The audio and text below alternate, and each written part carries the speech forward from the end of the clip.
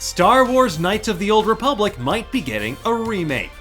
Let me ask you something. What's the greatest Star Wars video game ever made? And while I'm sure there's at least one of you out there who said Shadows of the Empire, and bless your heart for representing our boy Dash Rendar, the general consensus usually seems to be BioWare's sprawling role-playing game Star Wars Knights of the Old Republic. I mean, even Guardians of the Galaxy and the Suicide Squad director James Gunn agrees with you. There's just something magical about BioWare's expansive RPG that takes place thousands and thousands of years before the events of the Skywalker Saga. While fans have been asking for a KOTOR 3 ever since Knights of the Old Republic 2 The Sith Lords dropped way back in 2004, their dreams were unfortunately dashed when a planned KOTOR 3quel following Revan and ancient Sith Lords with monstrous power levels was ultimately scrapped according to KOTOR 2 lead designer and writer Chris Avallone.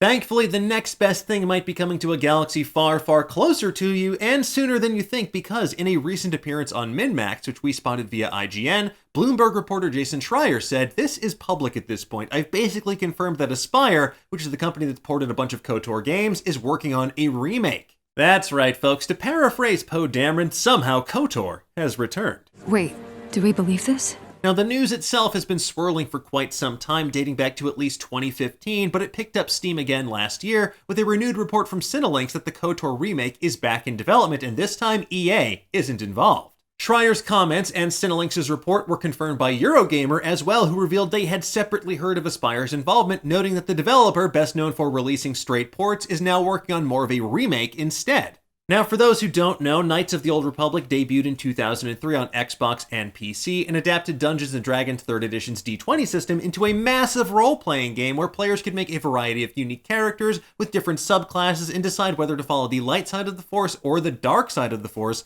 as they find themselves embroiled in intergalactic intrigue and skullduggery some 4,000 years before the rise of the Galactic Empire as we know it. While Knights of the Old Republic has been part of the expanded universe now known as Star Wars Legends for the better part of 2 decades, we're starting to see elements of KOTOR worm its way into the main canon.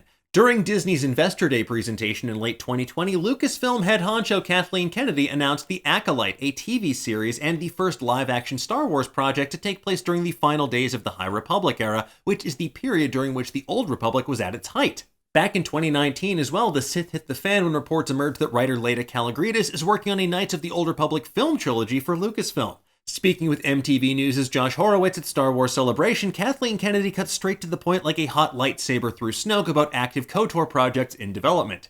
"You know, we talk about that all the time," she said. "Yes, we are developing something to look at." So fingers crossed we won't have to wait quite as long as KOTOR fans already have for a new game to see this world come to life on the big screen, but it's a start. And with that said, Darth Revan is now technically Star Wars canon once more thanks to an entry in the Star Wars The Rise of Skywalker visual dictionary.